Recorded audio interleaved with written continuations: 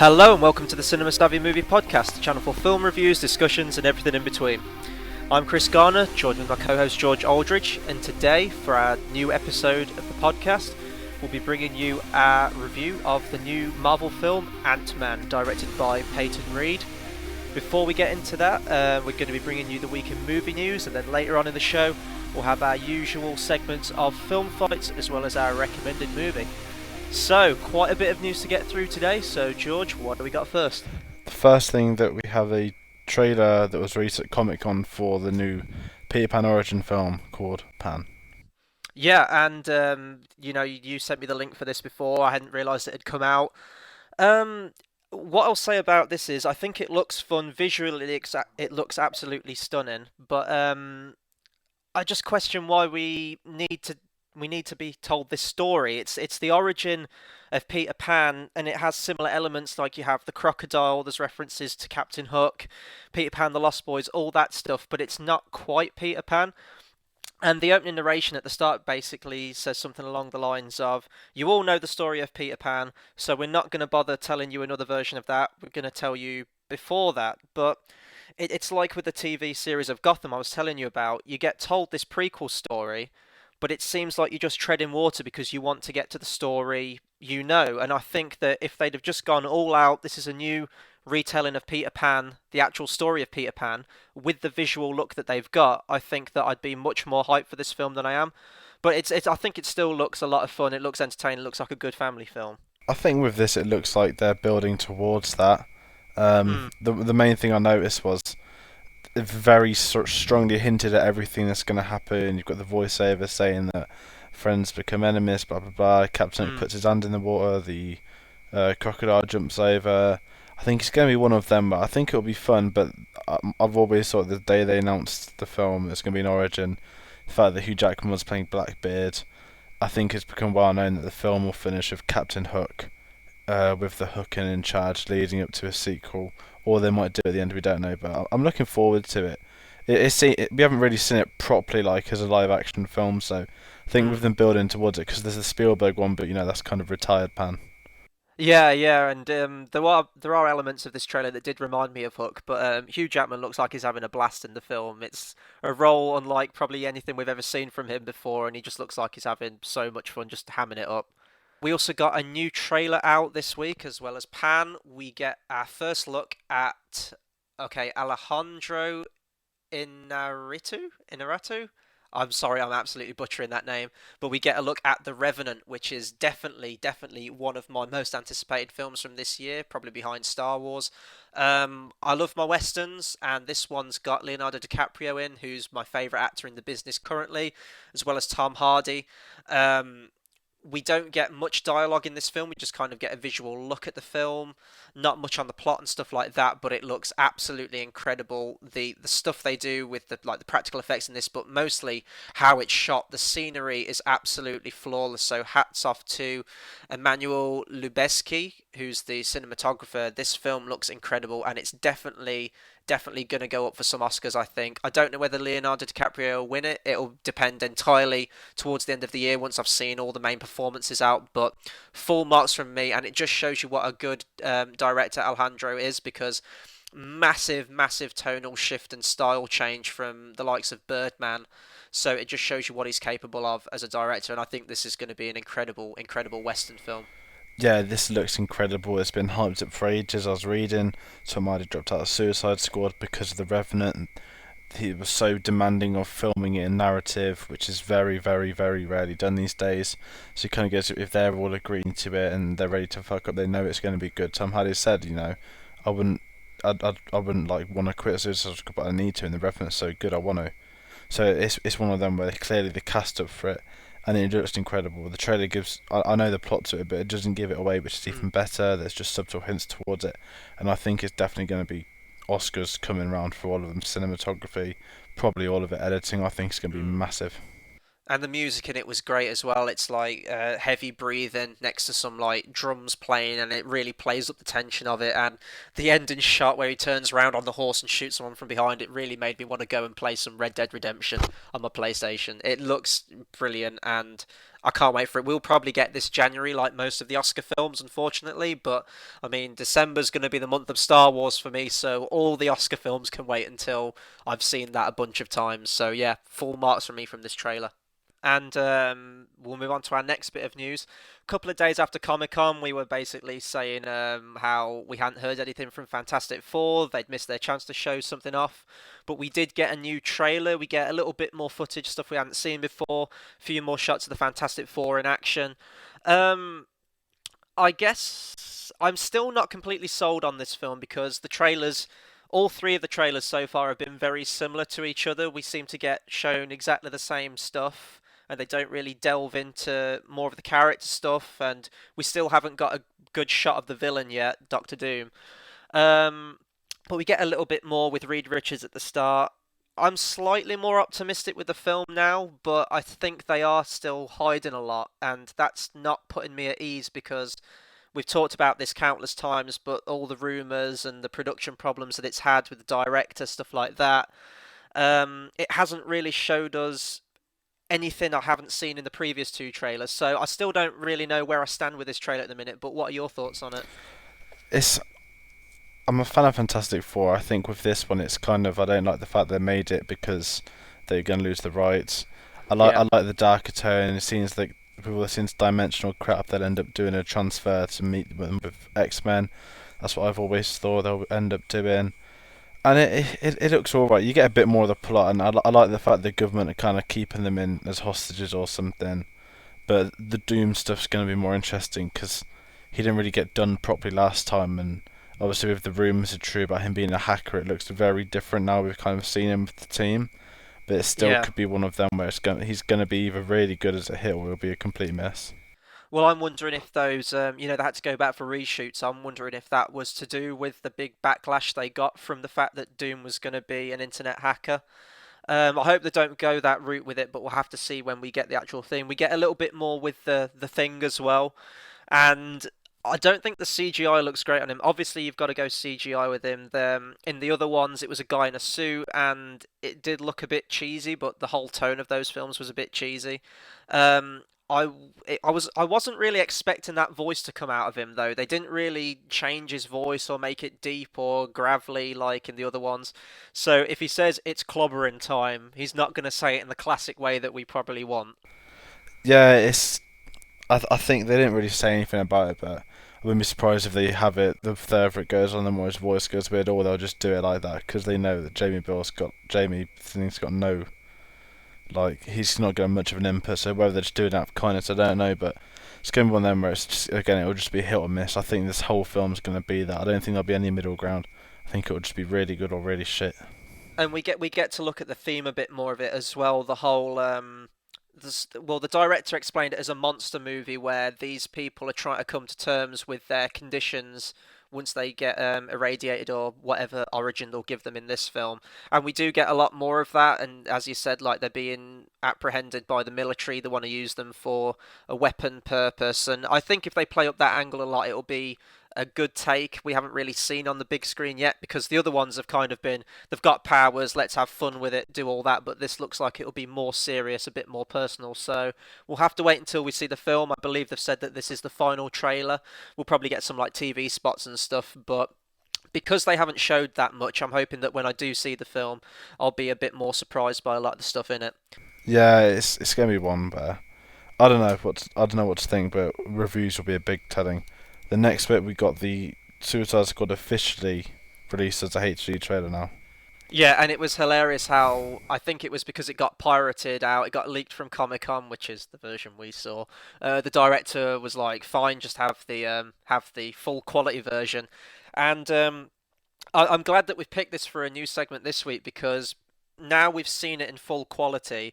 I've been able to pick up on a lot of things I missed from the really poor quality leaked version, to the point where now I don't know if you saw our Comic Con review, anyone listened to this, but I wasn't too keen on the trailer when I initially saw it. Now, I must have seen this trailer over 10 times. I'm so hyped for this movie now. I don't know what's changed, but seeing it with because I think it's because I heard the song in it more clearly. They used that reworked BG song. I started a joke. It completely works for the trailer, and I don't know. I'm so hyped for this movie now. We get to see a lot more of the flashbacks and the angles we think we're going to take the Joker. I'm rambling anyway, but what are your thoughts on it? It's the same thoughts as they were last week. The film looks quality. Yeah. I'm not too keen on the Joker's look. I'm still not, but I think Leto will still be good. It's just going to be getting behind the tattoos and stuff. Whether they get explained, they could do. It might end up looking better on screen. I don't know, but it's the same opinion as last week. I think it looks awesome, and I'm gonna have a great time watching it. And we could speculate for ages on this trailer, but some of the new stuff I saw was it looks like we're going to get a Harleen Quinzel origin story. There's a bit where it looks like she's getting like all gang members like break in and like pin her to like a hospital gurney. It looks like, and then we don't know, but could the ending where we see the Joker about to torture someone, is that going to be Harleen, or could that be a flashback to to Robin? Because obviously we see in Batman v Superman the graffitied and burnt Robin costumes, so it could be a flashback to that. We don't know, but I really like the tone of this film. I've talked really against Batman v Superman with the tone of that, and that it looks too dark and miserable for a film that should be a bit more joyful and heroic. But I think the tone and the it's set in an asylum and like a prison with these crazy people. I think the darker tone really works. And we talked about last week about Will Smith getting the focus, so I don't really want to go into all that. But new impressions, I've seen this trailer loads more than I have the trailer for Batman v Superman, and I think I'm with you, what you said last week. Definitely looking forward to this film a lot more than Batman v Superman. Definitely. And then we move on to another bit of DC news, kind of different though. This is going with DC Entertainment with their slew of animated films. They've confirmed last week that they are making a Killing Joke animated film. Voice cast and stuff hasn't been confirmed yet, but they've just said that they're going to make this.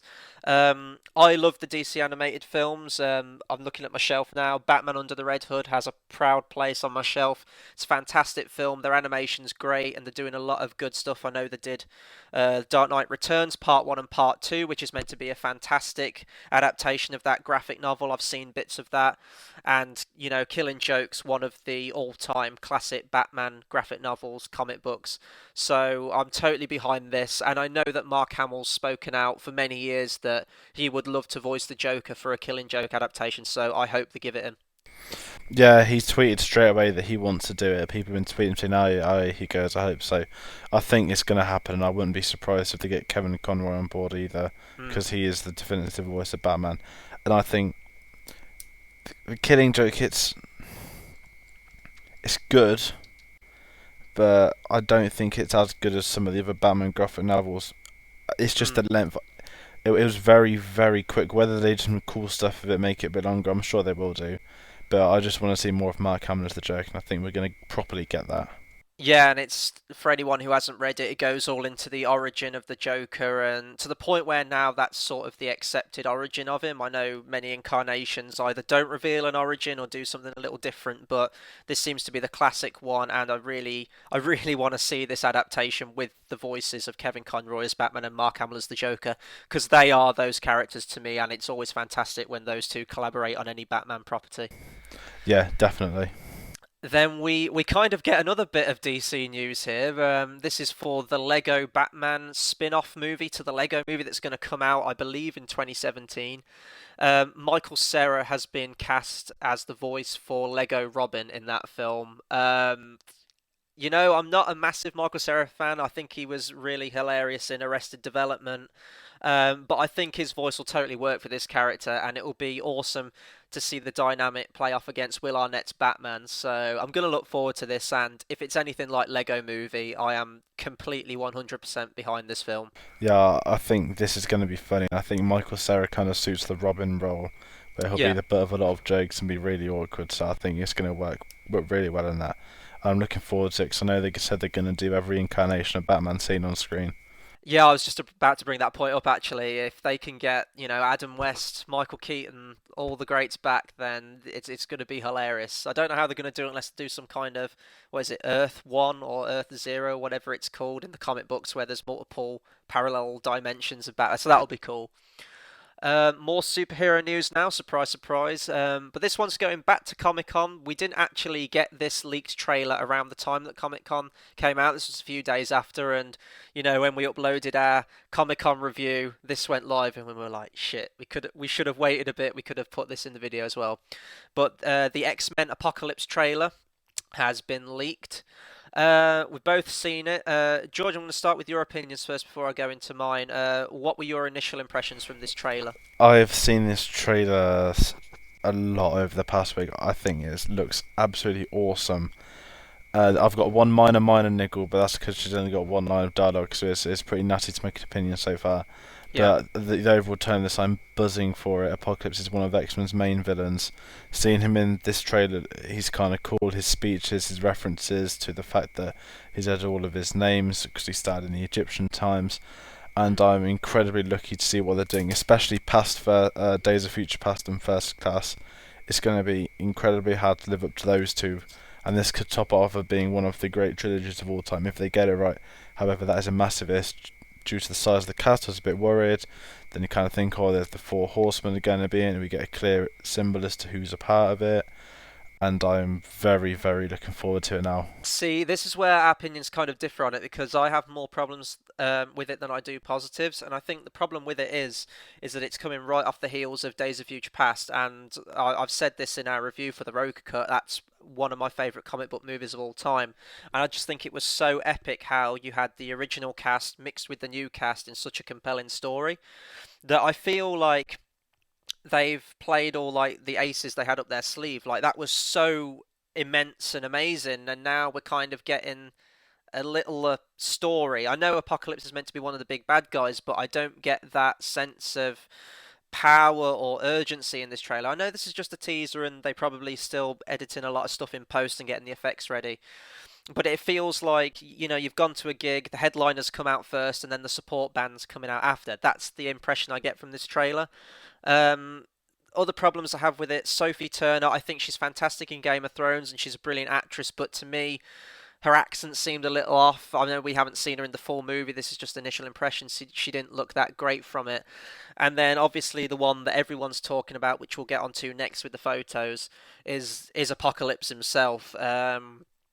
Very different to how he looks in his comic counterpart, which isn't necessarily a bad thing, but you've seen everyone's comparing him to Ivan Ooze from the Power Rangers movie, stuff like that. Some hilarious pictures out there.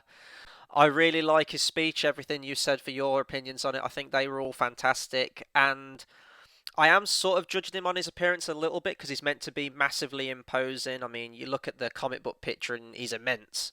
Um, but I'm going to give it a chance because I know I said exactly the same thing when they released the picture of Quicksilver. And I mean, look how he turned out in Days of Future Past. It was awesome. He was almost seen. He almost stole that whole film with that one scene. So, cautiously optimistic. But from the trailer at the minute, I'm not as hyped as I would like to be.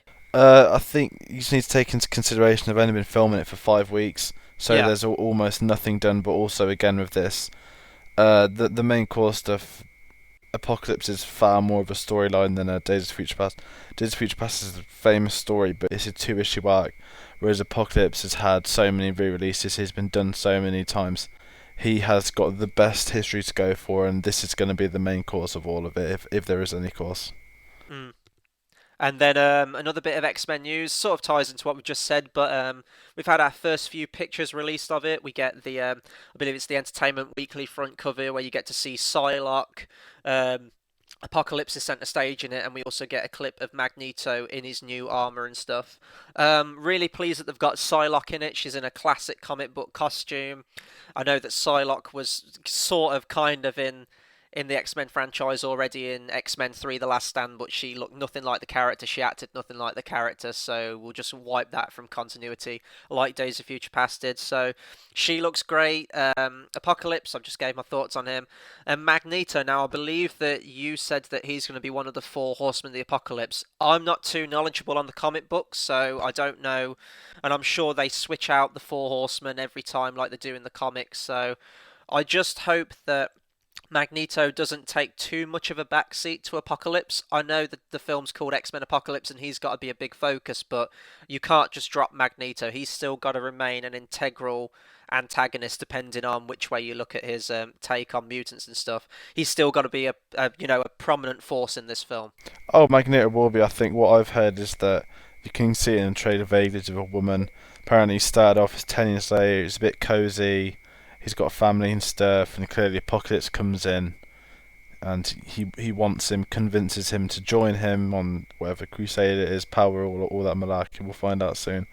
And I'm buzzing for Magneto in this because I was originally thinking sort of Megatron in Transformers 3, where he's a side piece, Yeah. and then actually he will take centre stage towards the end, and he'll probably end up teaming up with him. But I think I'm looking forward to it. The problem with the pictures, I've said it before, is that Entertainment Weekly, they have all the rights for their photo shoots. They tell them where to pose, what to do, blah blah blah, Mm. and it's incredibly aggravating because it's always the same. If there's two people, they have the same cover. If there's three people, they have the same cover.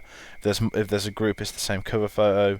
It's a terribly backlit background, or that nonsense. If you look at the Batman v Superman photo Yeah. shoot, that cover, there's three of them. They do it with Apocalypse. Batman doesn't suit a photo shoot in white background, which they did. Apocalypse doesn't suit a background the way they did. I know it's a lot harder. He's only been on a few weeks. I Mm. know the makeup looks a bit bizarre next to him and stuff, but they could have done a lot more. Maybe had a bit of a tease, or not showing him at all, showed like a back of him. They could have done a lot of EW just crap at photo shoots, in all honesty. And they need to start looking at Empire covers who work with the studios and actually make decent front covers. I do think this was a lot better than the Batman v Superman one we got because, as you said, like the backlit, and on this one they do throw out some kind of a background. But you're right, it's always the same staging and stuff like that, and it would be nice to see a little bit of variety in them. But moving on to our next bit of news, another like picture release. This time it's concept art for Neil Blomkamp's Alien film. Doesn't really show much, but what it does show is it shows Ripley back. It shows I'm not too hot on the names. I've only seen Aliens once, but we get Michael Bean's character, and they're staring at some kind of soldier in what looks like the Master Chief armor from Halo. Um, there's not much to go on with this thing, but I mean, if Michael Bean's back in this film, hell yes, because he is a phenomenal actor, and I've been dying to see him in a movie again since the original Terminator and from Aliens. Yeah, I think with this, I'm a big fan of Blomkamp. I was on the few that like Chappie. Visually, it's stunning. I think he suits what Alien's trying to do. It's always convincing. He can get the tones right if he has to, especially with the dark themes you see in District 9. I think it's perfect suited. With this, what I like is that I know they're trying to wipe out Alien 4 and 5, but the Yeah. fact that he's got the cast in the loop, I mean, Sigourney Weaver wouldn't come back for some of the shit ones. Okay, she did with 4 and 3, but as in, she could have easily had a cameo in the AVP films or Prometheus or anything she didn't want to. So I think the fact that he got talking to, of course, she was in Chappie, so they saw each other almost every day on set. I Mm. think it kind of pays off that he clearly had this plan in mind, and they've liked it. Fox have liked it, Michael Bean's liked it, and I think I read Bill Paxton wants to come back as well.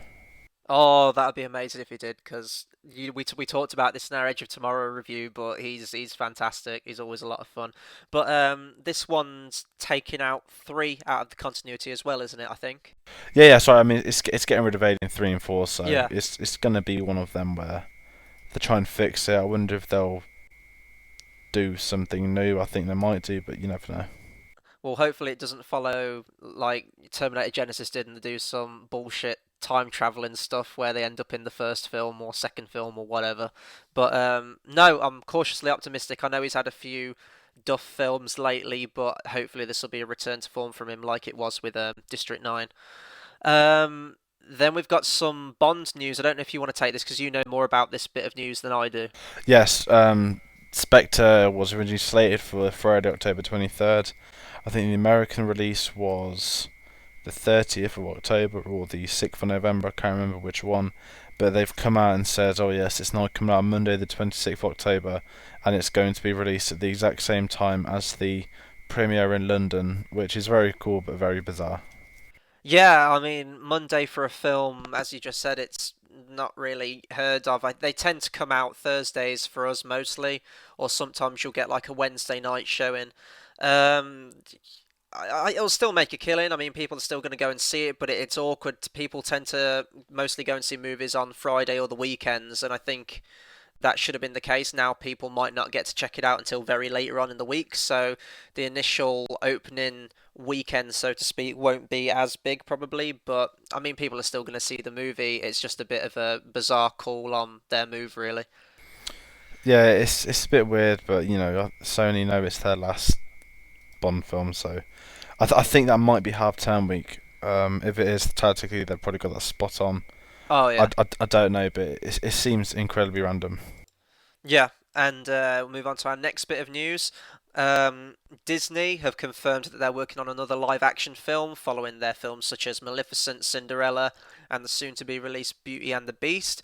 This time it's going to be an Aladdin prequel and tentatively called Genies, I believe. And it's going to focus obviously all on the genie and probably his previous master, stuff like that. Um, I really don't want this one to happen. I don't want any of them to happen, to be honest. The live action versions, I think I've spoken about this before. I think they take away from the original animated ones, and I think people are probably going to tend to watch these in the future now and not go and watch the original versions. And Aladdin is without doubt one of my favourite Disney films. I would definitely probably put it in my top three or even top five. Um, I just don't want this story to be told. It seems weird, and also if you address the elephant in the room, like who are you gonna get that's gonna top Robin Williams? I mean, you just can't. He was the genie, and obviously it's going to focus on his character, and no one you get can, if they're going to do an impression of him, they're going to try and replicate his performance, you can't do it. So it just seems like a weird, it seems like a weird story to go back and tell an origin story to Aladdin. There's been no outcry for it. It's just I don't want this to happen. I mean, your thoughts on it? But Uh, I've only seen Aladdin once, and I was never really keen, so I'm not really bothered at all by it. I don't really feel the need for it. They could have done something else, but you're right. They can't really replace Robin Williams. But it's just a film which, I'm not really bothered about the big one. So why would I be interested in seeing a prequel for something I don't like the look of? yeah, and it's just going to be bizarre. I mean, if it's a prequel, obviously it's going to fit into the same continuity as the animated one. So you're going to have a live action film followed by a an animated film. It's weird, and I don't know why Disney are doing this. Well, I do know it's money. They're making a lot, so they'll keep making them. But we'll move on to our next bit of news. Sort of going back to Sony slash Marvel now. The writers have, I don't know if it's been confirmed, but there's been a scoop that's got a lot of power behind it and traction. That the writers for the new Spider-Man film, this is going to be under Marvel's overseership now, and it's going to be from the writers, I believe, of the new Vacation movie coming out, the reboot of that series.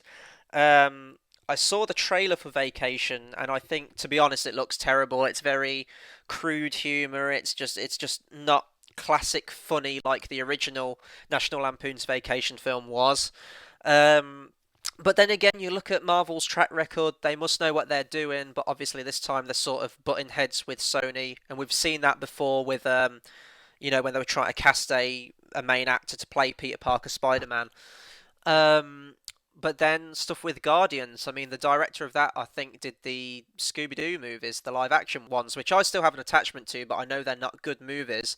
And then you look at how Guardians turned out, and it's a lot of fun. It's a really entertaining movie. So I trust Marvel with this, but I'm not overly ecstatic about the news either. Uh, well, it's not really confirmed yet, so I'm not too big. But the two guys writing it, they were on the final shortlist to direct the film in the first place. So Marvel clearly see something in them. They clearly like their pitch, whatever they told them. They just clearly weren't good enough to get the role. Mm. But to give them writing credits means that they're behind them in all ways. So I wouldn't be surprised if we just get a standard Marvel film based off this. But if the fact they liked them came back to means that there's a lot more there than meets the eye. So maybe it's something to look forward to. I don't know. Depends how the Spider-Man film's going to be. And I mean, if you look back to like the Sam Raimi ones, if you heard now that Sam Raimi's directing, a Spider-Man film, you'd be like, oh, the guy who did Evil Dead, okay, like that quirky style for it. So maybe it'll work. I mean, we'll have to see. I believe that they've commissioned the Spider-Man film to come out 2017, so not that long to wait for it, but obviously we'll have to wait until we get a trailer and more clips from it, and then we can see what we're dealing with. And then last bit of news, really quick, linked with Marvel again. Joss Whedon has said that there will be no extended cut, director's cut, or whatever of Avengers: Age of Ultron. Now, my review of Avengers: Age of Ultron, I didn't like it. I thought it was very dull, it was very derivative, and it didn't really bring anything new to the table. But the new ideas that they did pose, this mostly took place in the second act of the film. It felt very rushed. A lot of characters looked like they had time cut, especially Thor and Black Widow. And I was hoping that they'd do something like the Rogue Cut, where they'd put stuff back in and we'd get the option of a director's cut, whether it'd take it to 3 hours, 3.5 hours, whatever. But I think it's a bit of a shame that this isn't coming out. I mean, with Dark Knight Rises as well, I believe that a lot of stuff was cut out of that as well. And Nolan is obviously, he never wants to bring out director's cut, and Joss Whedon said he takes the same kind of stance of that. What he made, that was the overall vision, and he doesn't want to see that anything's put back into it or changed. But I think this is a mistake because I think they could have added a lot of neat story stuff into the film and make it feel more like a complete film. Yeah, it's one of them where there was clearly so much cut, but I think Whedon just kind of wanted to just go away and forget about it, which I can understand. And honestly, the more I think about it, I don't really want an extended cut. I'd rather see him do something else. Yeah, yeah, I'll agree with that, and I don't think he's on great terms with Marvel now, and it's a shame, but because I think this film could have benefited from a more complete cut, but I'm not gonna lose sleep or cry over it that we're not getting one. And then we'll move into our main review now. So, from one bit of Marvel news on to another, we're going to review the recently released Marvel film in their cinematic universe, Ant-Man, directed by Peyton Reed, starring Paul Rudd, Michael Douglas, Evangeline Lilly. We're going to start with non-spoilers, and then we'll let you know when we move into the spoilers. Not much to talk about spoilers for this film, though. So where we'll start off is we'll kind of go with our initial thoughts and our impressions of it, because this film did have a massively troubled production to the point where I was really nervous with this film. Going back to like previous Marvel films, ones that we didn't think could do well, Guardians of the Galaxy, but that was because it wasn't a well-known property even to the comic community. With this one, you had that problem. Ant-Man, general public doesn't know a lot about him. The name is very ridiculous. The concept's very ridiculous. But you also had the problem of Edgar Wright was attached to direct and to write for a long, long time. I can't remember how many years it was, but this was going way back before Marvel had even started their cinematic universe. And then creative differences, probably because Marvel wanted his film to tie in more to their universe that they've got now, and he didn't want that. He wanted complete control. Maybe Marvel wanted to step in and change a few things. We don't know 100% what went on, but now this is the movie we get. So, do you have any takes on? Were you worried at all about the production thing and how it would affect the film?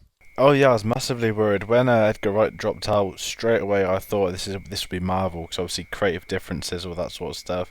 It was Mm, incredibly clear what it was. Then I remember the month afterwards, there was this frenzy of director was in talks, director leaves, director was in talks, director leaves. So one of them goes, is the team going to make the July deadline next year? Um, okay, luckily they did. They found I suppose more of a yes man director than anything. Who mm. he didn't really have much of a say. I believe they got Paul Rudd to and what's his name? Is it Adam McKay, the one that does the Will Ferrell films? Yeah, it is. Yeah. Him and Paul Rudd. They didn't. They kind of tweaked the script to put the Marvel stuff in. That's why Edgar Wright left. So that was a little bit better, but I was very much kind of goes. I don't know if this is going to be good or it's going to be shit or not for a year. And then I saw it. I really enjoyed it. I'll go into that more later, Mm, but the the fact that they were very fortunate that when Edgar Wright left, I thought you could see an exodus of someone like Michael Douglas saying, "You know what, I'm going to go." I thought you could see this continuation thing, but actually they all stayed. Obviously, they probably got contracts too, yeah. but it felt like one of them where a lot of these people mainly decided to join because of Edgar Wright. I remember Michael Douglas saying that's why. So it's one of them where a lot could have gone wrong and a lot did go wrong just before, but they did fix it, and thankfully they did. I mean, I've never seen any of Edgar Wright's previous films and stuff, but this would be an interesting one to see if that script does ever make it out onto the internet, so you can read that and then compare them, see what stayed, see what was cut, all that kind of stuff. Um, but going into my initial, we'll get into overall impressions at the end of the non-spoiler section. But if I'm going to go into it now, yeah, I too really enjoyed it. Thoroughly entertaining movie, really fun. And I think that helped because I did go into this film thinking, oh God, this is probably going to be Marvel's first big flop. I know I didn't like Iron Man 3, but I mean, critically, everyone else seemed to.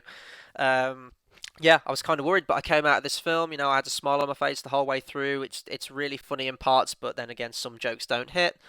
Um, yeah, I guess I'll go into the plot a bit now then. The plot picks up with Scott Lang, who is in prison, he's released, and then he's trying to do right by his daughter, his ex-wife, she's with someone else, and it's a classic father try to win his daughter back, all that kind of stuff.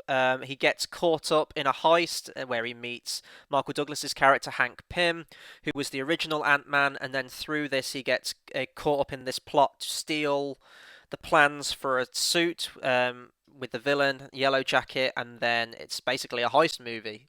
Um, so we'll get into the cast a bit now. Paul Rudd is our main one. I've never seen Paul Rudd in anything, but I found him massively likable in this film. I got a lot of Star Lord, Chris Pratt vibes from him. I don't know if you got the same thing. Uh, with Paul Rudd, it's an interesting one because I mean, I first saw him in Friends, and I was '03. I would have been 6 or 7 when he was in it. So I've known him from an early age, and I've seen he was in Anchorman, I Love You Man. He's been in a lot of comedy films. So the day he was cast, it was pretty intriguing because obviously to me he's the comedian, but to get him in this film, it's going to be funny, but it's now getting a serious side to him. So the Mm, build up to that, and it pays off. He's great in it, and he seems like he's had the time of his life, and he's a character where he's a very likable one. I know you can say about almost every Marvel character, but I could mm. easily imagine lots of people identifying with him, and he actually had, rather than this big I'm the king of Asgard or I'm this billionaire, he was just this casual guy that was in prison, and now he just moved up. So it was nice to see the smaller scale, and that's for the most of the film. But I think he's great in it, and there's one or two lines which don't really work, but you can see his influence in the script, and it because he knows he's gonna be the character. It's kind of bouncing off, and it's gonna work because he's asked for it, and it's paying off. There's some amazing lines where, he names the ant Anthony, Yeah. and that's just like a very typical thing. It could go wrong doing it, but the way he just says it and it pays off. It's funny and it just suits him. It was the perfect film for Paul Rudd. Yeah, and he fits right into the Marvel universe as well. Like when that first trailer came out, the humor with the first trailer, I believe it seemed very serious. It seemed not Nolanized or dark and stuff, but it seemed like it was taking itself very seriously. And then they throw in the humor, and it seemed really out of place. And I thought, oh god, this guy's just gonna like ruin this movie. But no, he fits right in place with all the Marvel films, and it's gonna be exciting to see how Ant-Man fits into the future films as well. And then obviously he's playing off. Michael Douglas in this playing Hank Pym, who I thought was absolutely outstanding in this film. Michael Douglas is a great actor as it is, and it's very rare. Like I don't believe I've seen a recent film with him in probably since they did that sequel to Wall Street, the one with Shia LaBeouf in, and that was a good few years ago. But it was great to see him in this. And there are intense moments with him. He was the original Hank Pym. There's a scene involving him, but I'll get into that more into the spoiler section with a flashback with him. Um, but no, he was great, and then his daughter in the film, played by Evangeline Lilly. I'm a huge Lost fan, so seeing her in anything, she's great. Obviously, I did see the Hobbit films, and I didn't think she was great, but that wasn't her fault. But she's kick ass in this. She plays the awesome action chick, and she's just fantastic. Both of them, perfect casting, I think. Yeah, I think with Michael Douglas as when he got on board, that kind of was a big thing for me. Saying, wow, Mm. I mean, Winter Soldier has Robert Redford. He's big, but he's not the Michael Douglas size. And it was just quality seeing him in it because you're right. He hasn't been in a lot recently. I've seen him from stuff like The Game and a lot of his younger films, but in this, he just brings this gravitas to the role. And you would have thought, oh, they're gonna like, make him a comedian and stuff, but his character suits it. Of Hank Pym, he's very serious, and it kind of suits him. And if he does crack a joke in there once or twice, Mm. he does it perfectly in the whole film. It's just every scene he's in, he's amazing. You're right, that one scene of Angelina Lilly is probably the best scene in the whole film, I think, because Yeah. it's such a big deal, and they kind of hit you out of the blue by revealing it. But I think to have him on board and for it to work was a big plus, and I think that helps because if you take away Michael Douglas, then it's still a comedy, but maybe there's too much comedy, and he kind of brings that normal tone that this film needs, and he's just awesome in it from start to end. Yeah, and as you were saying, like the gravitas to the role, I was worried that I know you're going to fight me on this because we've had this conversation before, but it's like when Iron Man 3 got Ben Kingsley, who's a phenomenal actor, and they just make him a joke, and you don't buy his character in it. It's like, well, you just got that immense talent and you just wasted it. Here, that every single scene that Hank Pym's in, I was almost sitting on the edge of my seat because just watching Marcus Douglas, and it looks like he's having a lot of fun in this film as well, and he takes it seriously,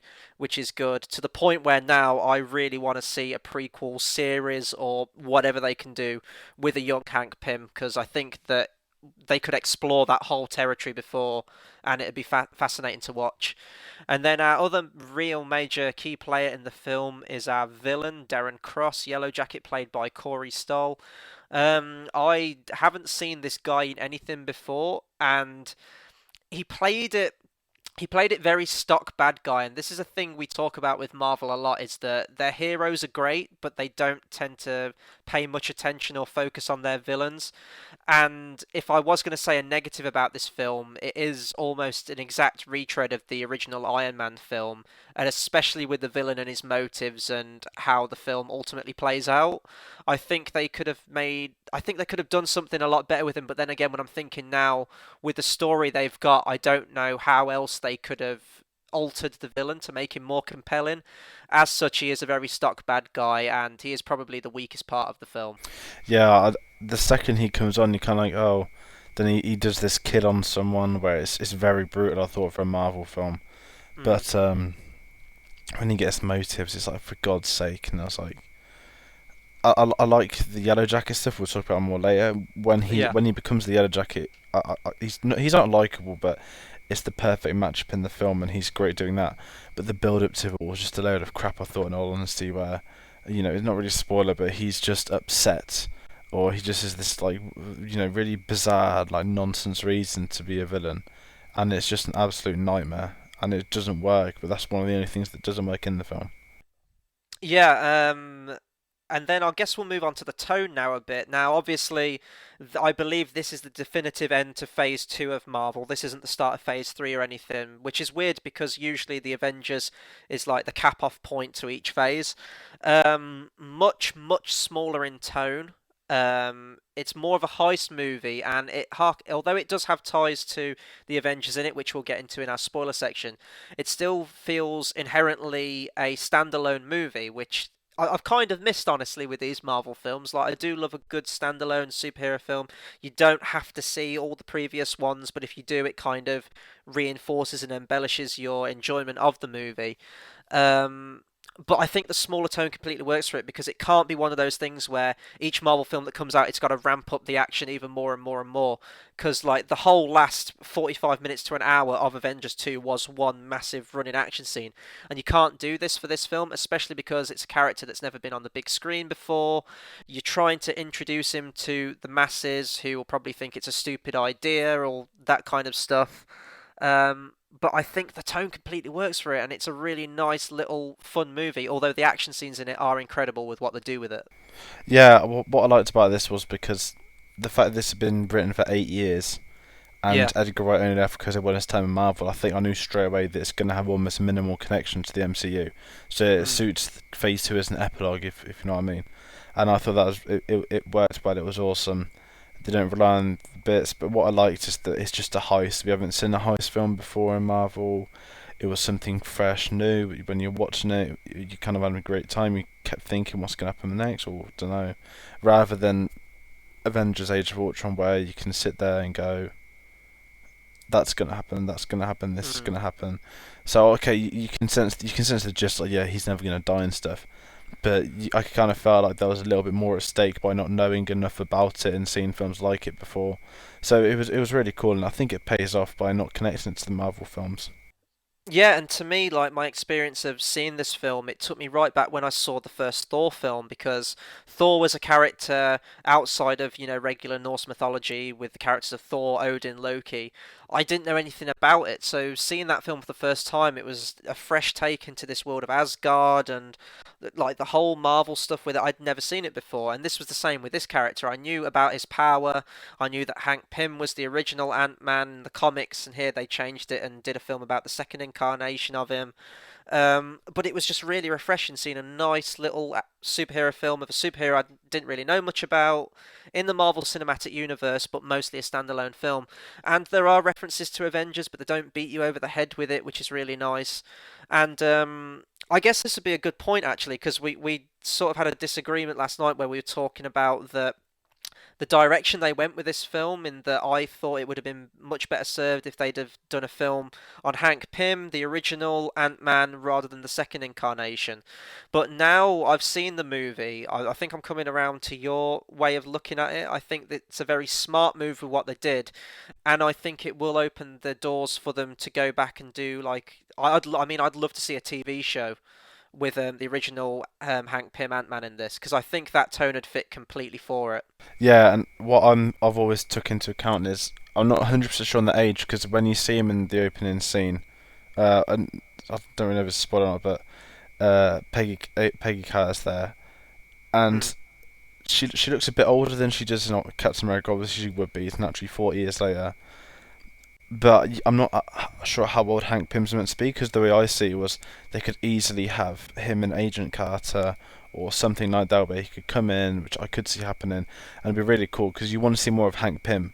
But by making Hank Pym the main character, he's got nothing to go off except the fact that he is Ant-Man and that he created Ultron. They've done Ultron. He can't do that stuff.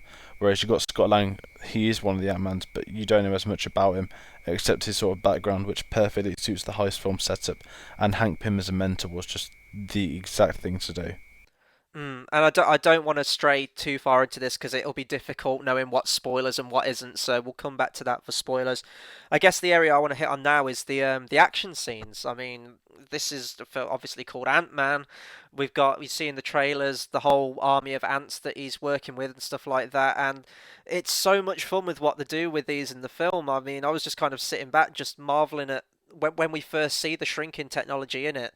They get really creative and it's a lot of fun with the stuff they do. And then to see Ant-Man interacting with all the ants, and he builds like the friendship with them and knows how to work with them for his heist missions. It was just so much fun. And I don't know if you saw this film in 3D. I only saw it in 2D, but I think that this film would have been a lot of fun to see the whole flying ant segments and all that stuff in 3D.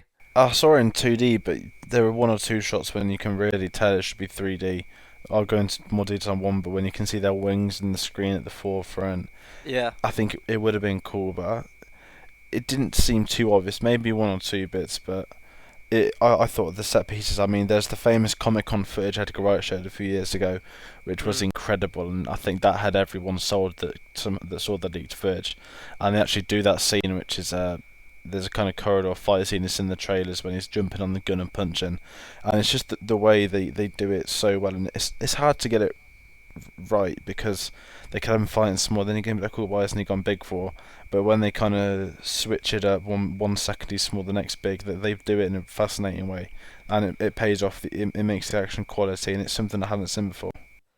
Yeah, and I was watching the credits, and I believe it was Industrial Light and Magic that did this ILM for the special effects, and it is very special effects heavy, but you've obviously got to, because you're taking a big character, you shrink them down, and then you've got this fully digital world of the miniaturized version of the environment, but it completely works, and the action's a lot of fun. And actually, I want to talk about the costume itself. This may be my favorite looking in terms of the costume hero out of all of the MCU we've had so far. It's a really cool take on the Ant-Man costume, which is inherently a little bit silly ugly, but in the comics it's got the antennas on it. It looks goofy. This, they modernise it more. It fits completely in. Like, if you stand Scott Lang Ant-Man up against any of the others, he'll completely fit in. They have this awesome sort of breathing apparatus bit on his mask. It's very Darth Vader-esque, and I was completely loved the costume for this. Yeah, he was really cool, I thought, and it's such not a retro suit, but because it's the one from when Hank Pym was younger, you think it'd be dated and old, but it looks quite cool and it stands out as something new. And sort of the red stripes on the silver, it was just an awesome suit in itself. Yeah, and I guess before we move into spoilers now, we'll give our overall impressions, positives, problems. Go for it, man. Um, I thought it was great fun, a lot better than I thought it'd be. Probably the third best standalone MCU film. The villain, the downside's the villain, but that's one of the only downsides I can say about the film in itself. If they'd have had a nailed on villain, then it could have been something amazing. Because if you'd have had the right sort of character stock for that villain, it would have made the final fight better. But it was refreshing to see something so small in scale, as in the actual uh, concept of it, rather than Mm. just the let's have a big and brooding ending. Yeah, I'll completely agree with that. Had a lot of fun with this film. Definitely surprised me because I went in not knowing what to make of it, and then came out big smile on my face and thought, "Yep, Marvel have done it again. Let's never question Marvel." I think this will be a film that picks up well with word of mouth, and I think you will get repeat viewings from this. I think it's a good family movie. There's a lot of laughs in there.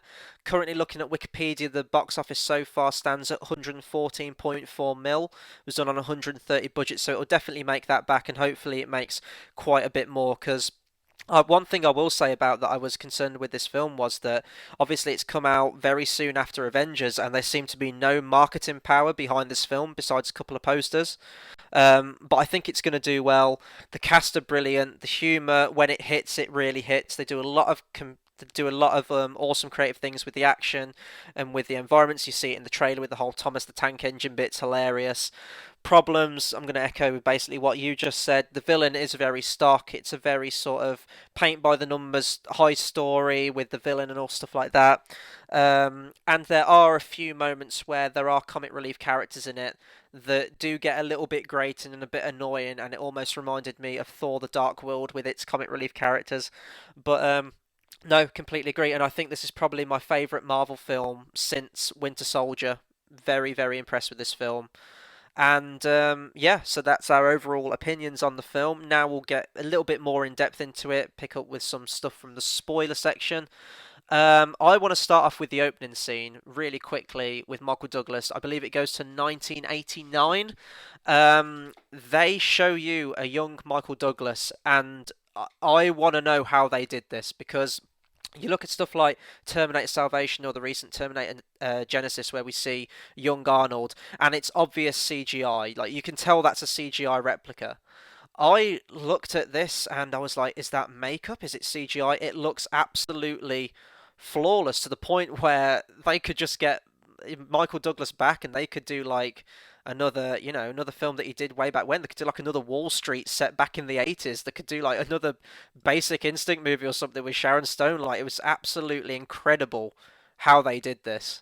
Yeah, I mean, it's that opening scene. I didn't really know what was going to happen, but then it kind of comes on. You're like, wow, it reminds me a lot like Tron Legacy in 2010 when Yeah. they did Jeff Bridges, which was incredible. But in this, I don't really know like what team sorry, it reminds me much of Captain America when they have the small Chris Evans where his face is digitally put on top of the other body where he acts the scenes Mm, and stuff. So I think they do that in this, whereas it works a lot more in this. I think I'm reading that he did motion tracking all over his face to film that one scene, and they also had a body double, so it's very much similar to the Captain America one actually.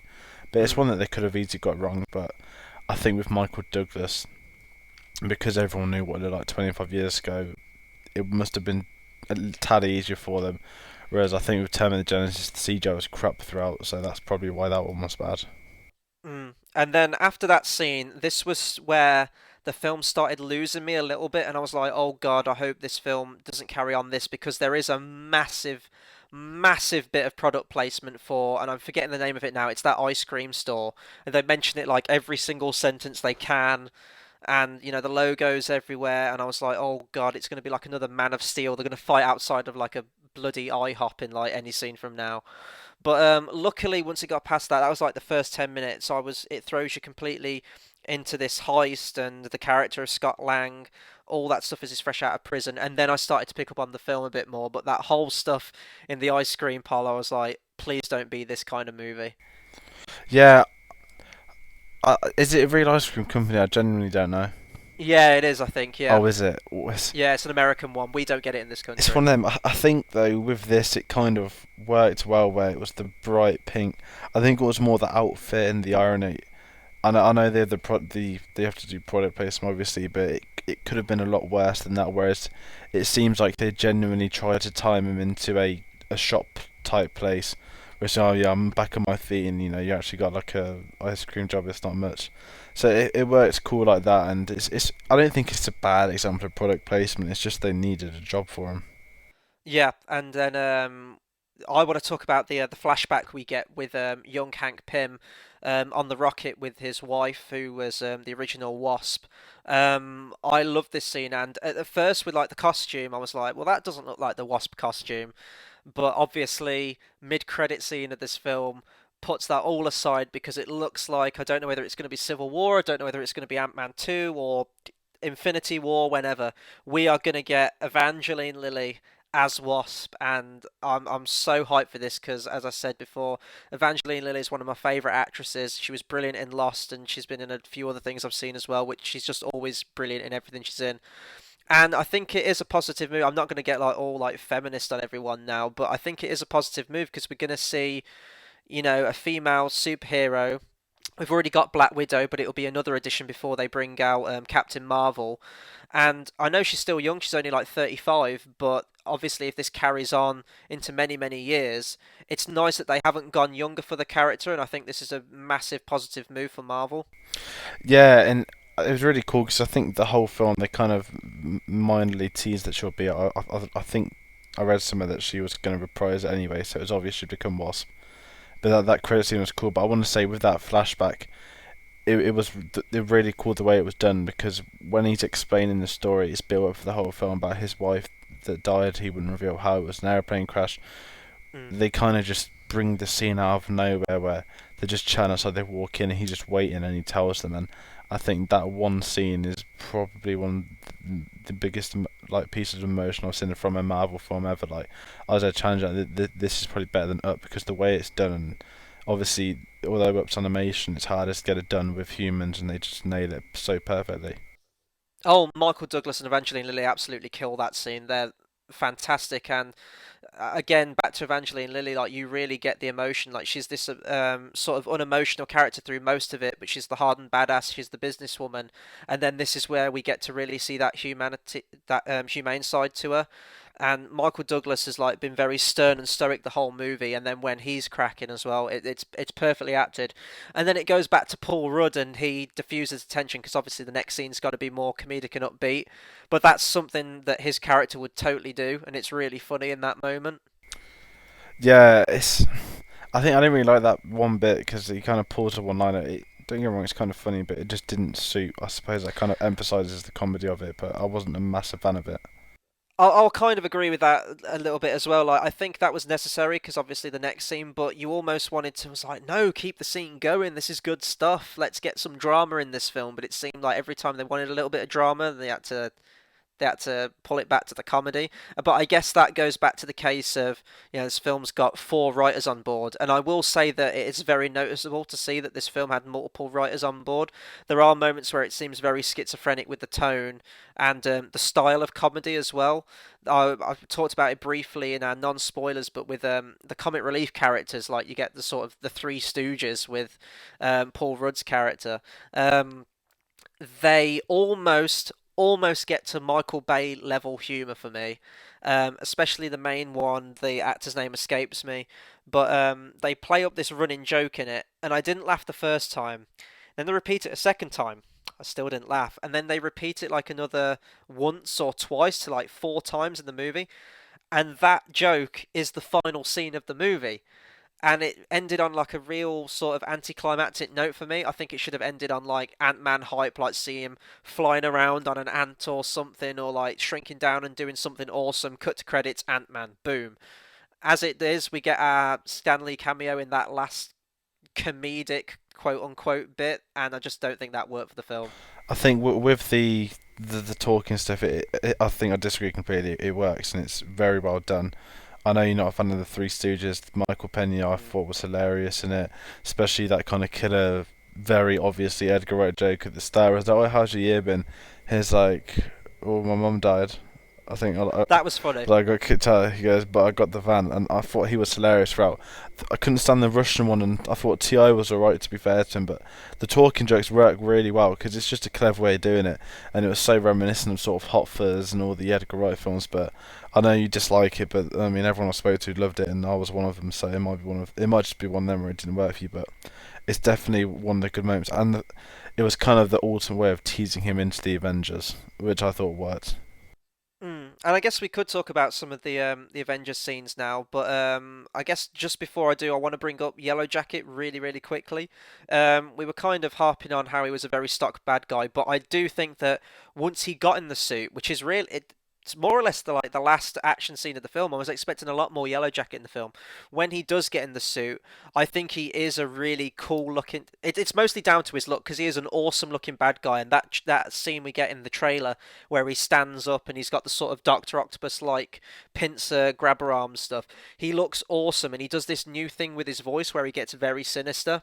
And then, like that whole last action scene on the Thomas the Tank Engine train, and obviously you get the bit before it in the helicopter as well. I thought that was some of the best action I've ever seen in a Marvel movie. I loved it, and it's hilarious those sight gags where, again in the trailer, where the camera sort of pulls back and shows you what this looks like in real life, and it's so insignificant and crap, and then it cuts back into the battle and it's immense and like blowing up, bridges are being thrown, train carts are being thrown. I loved it. Yeah, it was so funny. I think there's so many great bits in them scenes, but I think the cinema. I went to a daytime, so it weren't full. It was about 50 people. I'd say it was half full, but it's when he just kind of slaps him into the light and like everyone Oh just yeah, piss himself and it was so funny. same. It's like the little family just run off. But when he gets the fight scene upstairs, it's when he's like walking like through the carpet and it's kind of like sort of like long Vietnamese grass and stuff.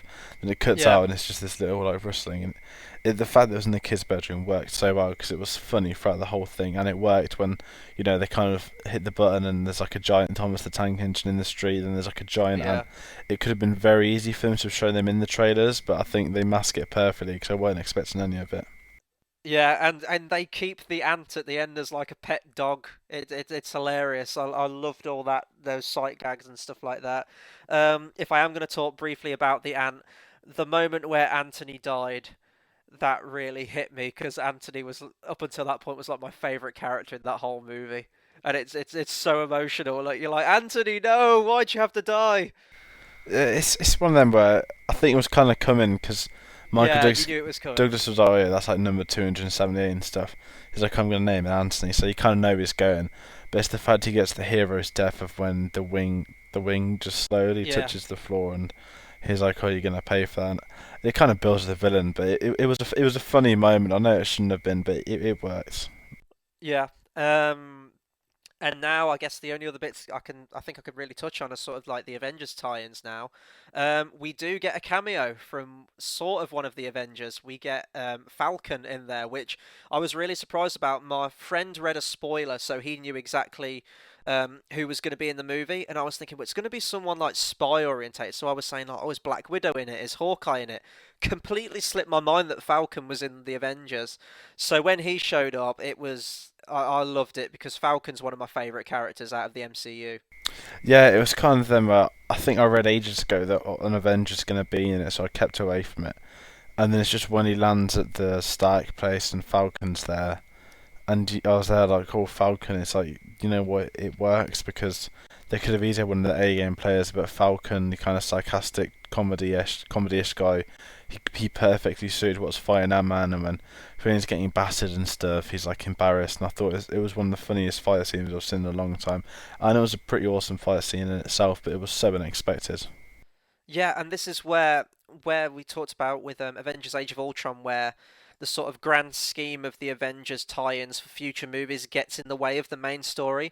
This didn't alter the story at all. This was still perfectly placed in the narrative of the film, but it was a nice tie-in as well. And I love when soundtracks do this. Actually, I'll talk about the soundtrack really quickly. I didn't think the soundtrack was at all memorable, but I love when soundtracks do this. When we get the reveal of the Avengers base, you get the vague motif of the Avengers theme. And it's moments like that that were awesome. And then you're right, we get that epic fight scene.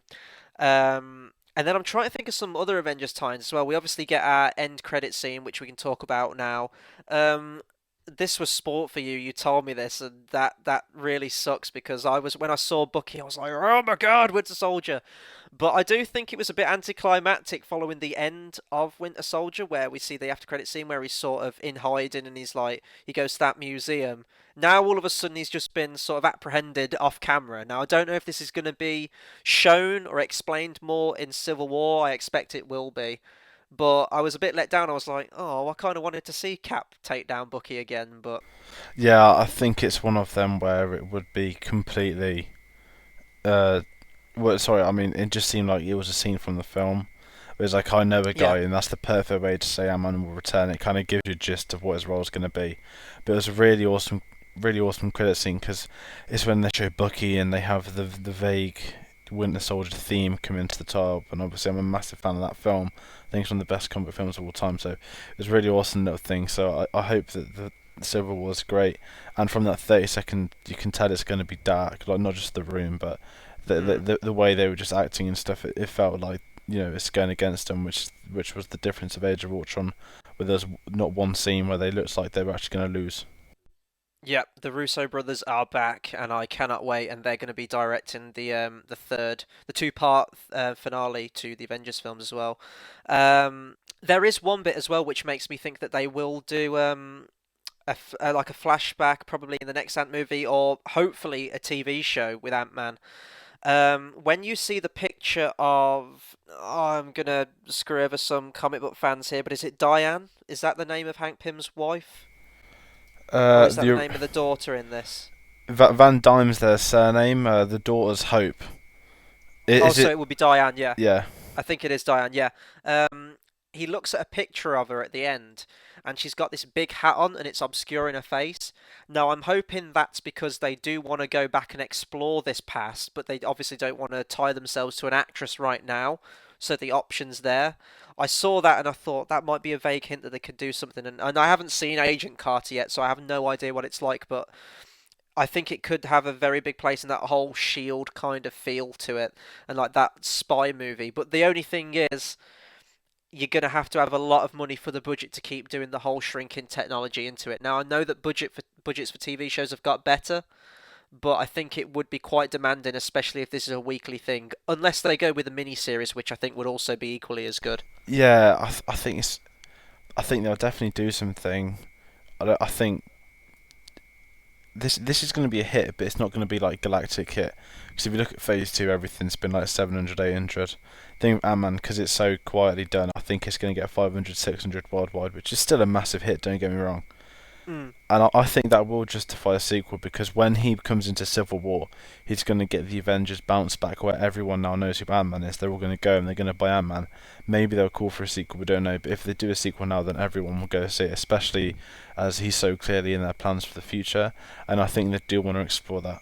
I think it's naturally done where he kind of enters the quantum realm and he's like, what happened? What was it like? So it's one of them where they're laying in the foundation just whether they want to build on it or not.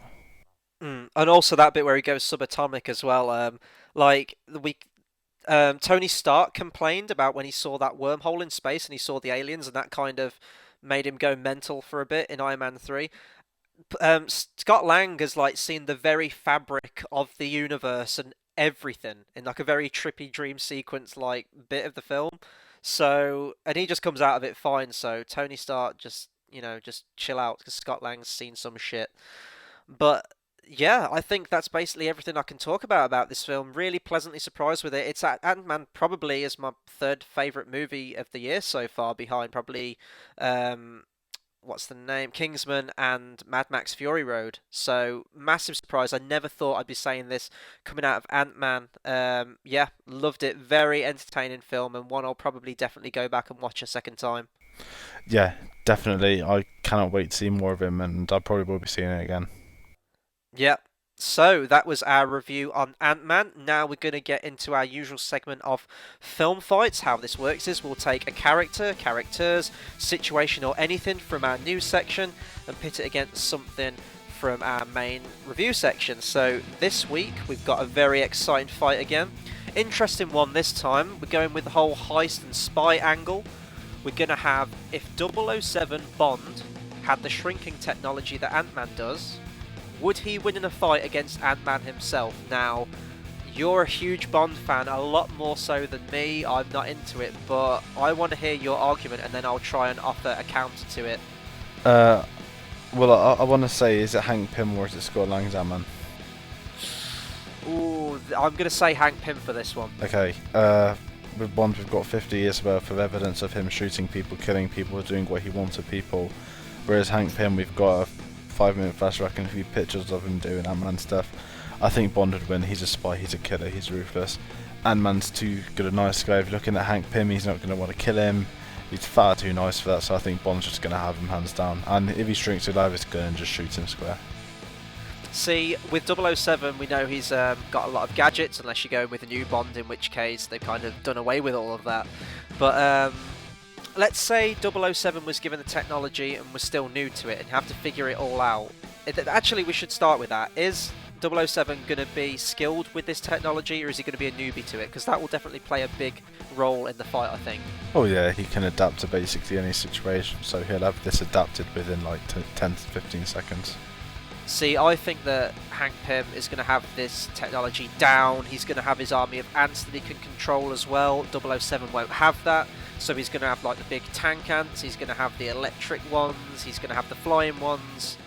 All 007 has got his wits, and he's got the shrinking technology. Now we know that 007's one of the best spies out there, but I think once you just give him this one bit of tech, and maybe a gun, I think Hank Pym is going to, use his mind control, he's going to control all the ants, and if he's got to get the job done, he can go subatomic and he can sacrifice himself whilst taking out Bond.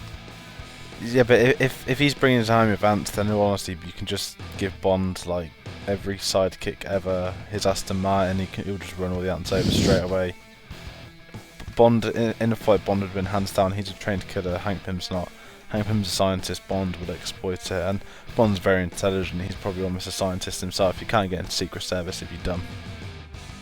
See, right, I'm going to go with final thoughts on this fight. I think we're going to be different this week, but I think that Hank Pym, he's always got to get the mission done, and he would follow in the same footsteps as his wife did, and if it's got to come to it, he will go subatomic to finish the mission. So I think this fight would end with both parties dying. I think that Hank Pym would go subatomic, take out 007, but in doing so, he would take himself out. So I think this is somewhat of a draw on this one. Final thoughts from you? I think that Bond would have killed him straight away. Right. He's not going to take any nonsense. The second he goes small, he will just take out his gun and just shoot him in the face. Because that's what James Bond does. Or if it's one of the Sean Connery James Bond, he'd have some really, really brilliant death, and then he'd just annihilate him in a one-liner. I mean, you could picture him going subatomic. Sean Connery would literally just move out of the way. Then he fails to jump, go subatomic for nothing. Then you'd probably just have Sean Connery just laughing in the Scottish voice. See, you're like flitting between all of the Bonds now. This isn't fair. So I should be flitting between. I Hank Pym and Scott Lang. I never picked a Bond. Oh, didn't you? You like? No, I just said James Bond Okay. always wins, especially the Sean Connery Okay. one. Right, I'm calling this a draw. I can't decide. You've offered some good arguments. I think I stand behind Hank Pym. We'll do whatever it takes. But this is going to be down to the viewers. If anyone comments on this video, who would you like to see win in a fight between 007 or Ant-Man? Because I can't decide between the two. So we're going to move into our final segment now before we close our show out. Recommended movie. How this works is that each week we take it in turns picking a film for our Thursday midweek show film club, which is our smaller scale show. And it has to be vaguely linked to whatever we reviewed in the main show today. Was obviously Ant-Man, and it's my turn to pick. So it's very difficult picking one this week, actually. I know that I've got a lot of links I could have gone with. I could have gone with another Marvel movie, superhero film, Michael Douglas film, Hobbit. Edgar Wright film, whatever. Hobbit, yeah, exactly. And I'll say the film I was originally going to go with, but I didn't go with in the end. I was going to go with the Evangeline Lily Link, and I was going to pick Real Steel because it's a movie I've never seen and heard decent things about it. It's the one with Hugh Jackman, the Rock'em Sock'em Robots type movie. Very fun film. So yeah, I was going to pick that. Maybe I should have picked that, but I like my two choices more. And yes, I have two choices, so I'm going to let you decide which one we pick for Thursday's show. And I think I've got in mind which one you're going to pick out of these two. Okay, so going with the heist angle, this movie is a heist gone wrong. It is Tarantino's first movie. It is Reservoir Dogs. Or we can have another heist movie with a very interesting, complex mind angle to it. Christopher Nolan's epic Inception. So I think I know which one you're going to pick, but I'm going to leave this decision to you. Which one will we be reviewing on this Thursday's Film Club show? Right. I'm gonna have a one syllable answer. Okay. Well, Inception. yeah, okay, that's the one I thought you was going to pick, and we talked about this in our top 10 original films, and we were talking for ages about it then, and we had to kind of cut ourselves short, but this one, it'd be like half hour to 45 minutes straight of just talking pure Inception, so that's a good choice. I'm going to look forward to talking about that. A lot to talk about in that one. So that will be up Thursday. Be sure to follow us on Facebook at facebook.com/cinemasavvy. We're on Twitter as well at twitter.com/cinema_savvy, as well as letterbox.com, where you can find all the links to all the films we've watched and like a clear way to look at it. It's a great website. letterbox.com/cinema_savvy. So, thank you very much for listening to our Ant-Man review for this main show. Be sure to come back Thursday where we'll be talking everything Inception. So until then, thanks for listening.